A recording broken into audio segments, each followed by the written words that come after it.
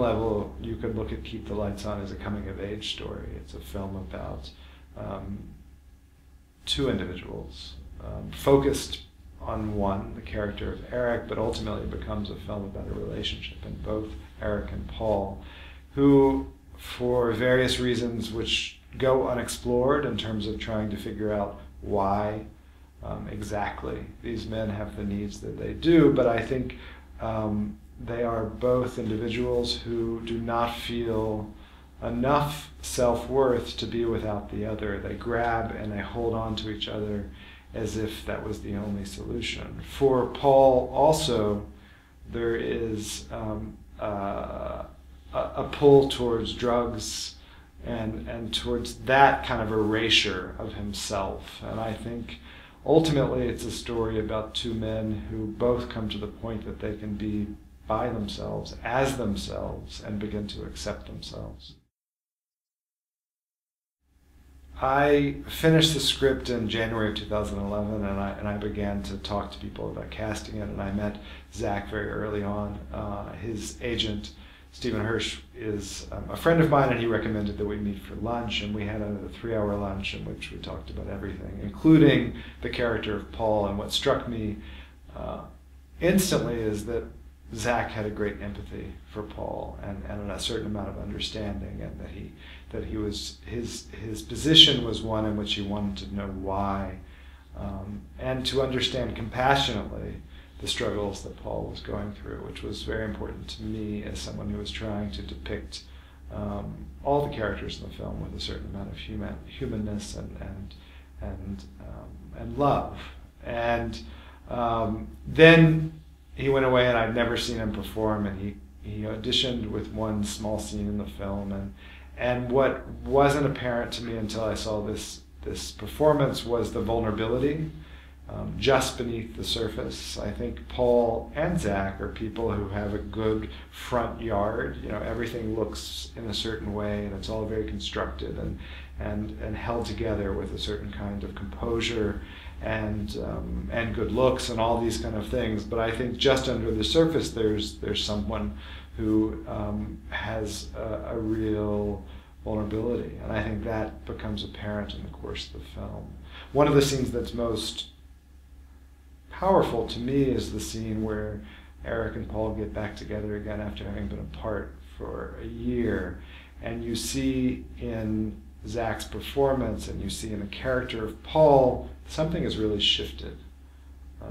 He becomes visible to us in a way that he hasn't been until this point in the movie, and I think what he's really performing is the possibility of change that happens when someone becomes sober, when someone begins to not use drugs and alcohol as a way of hiding themselves. And I think that that's beautifully portrayed.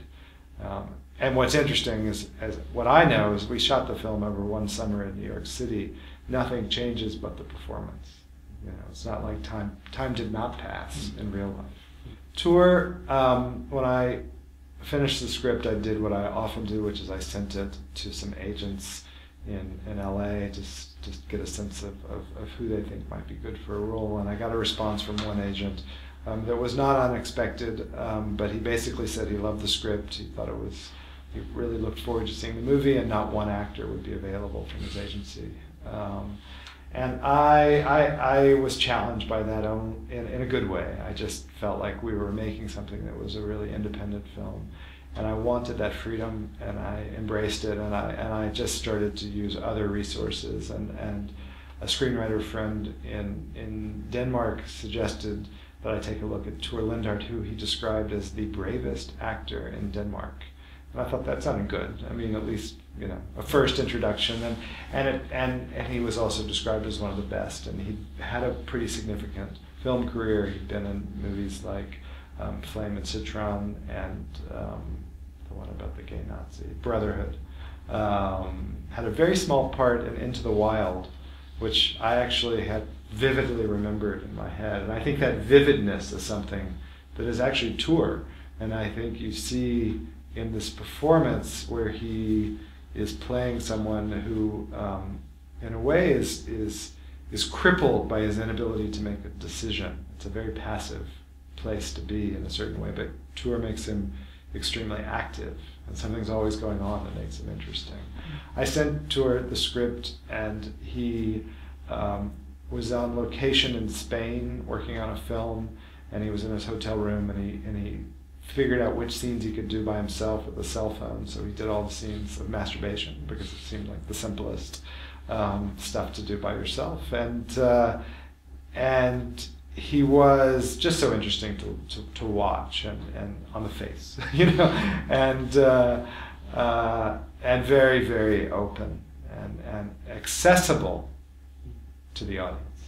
You know, when we started working in production, they'd never met more than a few days before we began, maybe a week before, and you know, you're really relying on chemistry that you imagine like a matchmaker, Yenta, trying to put them together, and I don't rehearse my actors before I start shooting, so we don't have any read-throughs, we don't have any blocking rehearsals. I work with them each individually, one-on-one, and then I kind of encourage them to do activities without me. So they went out one night and went to see Billy Elliot on Broadway, and I think they went out dancing or something, and they were wise enough to know that as two performers they needed to create a quick bond, and they did, a really beautiful friendship between the two of them that was funny and silly.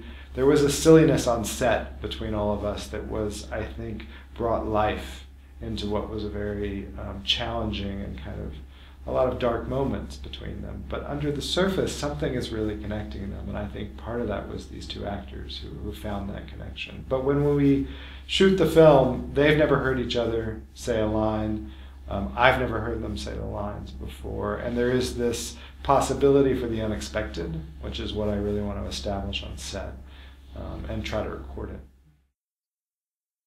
Well, you know, in real life, I won the Grand Jury Prize at the Sundance Film Festival for 40 Shades of Blue, a film I made in 2005, and on that day my ex had a relapse and began what ended up being a 34-day crack binge, which is depicted in the film in brief periods, but the pain is not depicted. The level, maybe, it seemed worse in real life, let me put it that way. The high and the low of those two things happening simultaneously was very compelling to me, and also very poignant, and I hoped to convey that with these scenes in Berlin Film Festival, which mirror those experiences. When I was then back at the Berlin Film Festival, I wasn't living the same pain that I had been those years before when I was there. Following Sundance, I was in Berlin, and that kept going, and it escalated. So to be back in Berlin, sharing a story which was so open about something that had been so painfully private was extraordinary, to tell you the truth. And then to be recognized for the film and embraced for it, and as I think people are. I mean, I think the most important, people are embraced when they share their stories. If there's anything that I hope audiences get from watching Keep the Lights On and considering it in reflection after they've watched it, is an encouragement to do just that, an encouragement to attempt to live a more transparent life. I think as a gay man, I learned very intimately how not to live a transparent life. It's something I taught myself out of necessity, and in a society that didn't want me when I was very young. And even though I came out of the closet at 16, I went back into other closets the next day. I created other compartments and other shadowy corners where I felt like I needed to hide. And to me, what I've realized is that maybe now the world has changed. I live in a world as depicted in Keep the Lights On, where my sexuality is not questioned as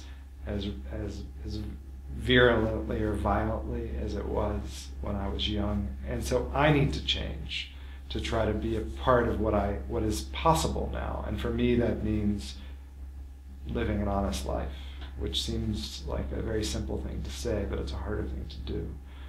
I have found it is a much easier place to be.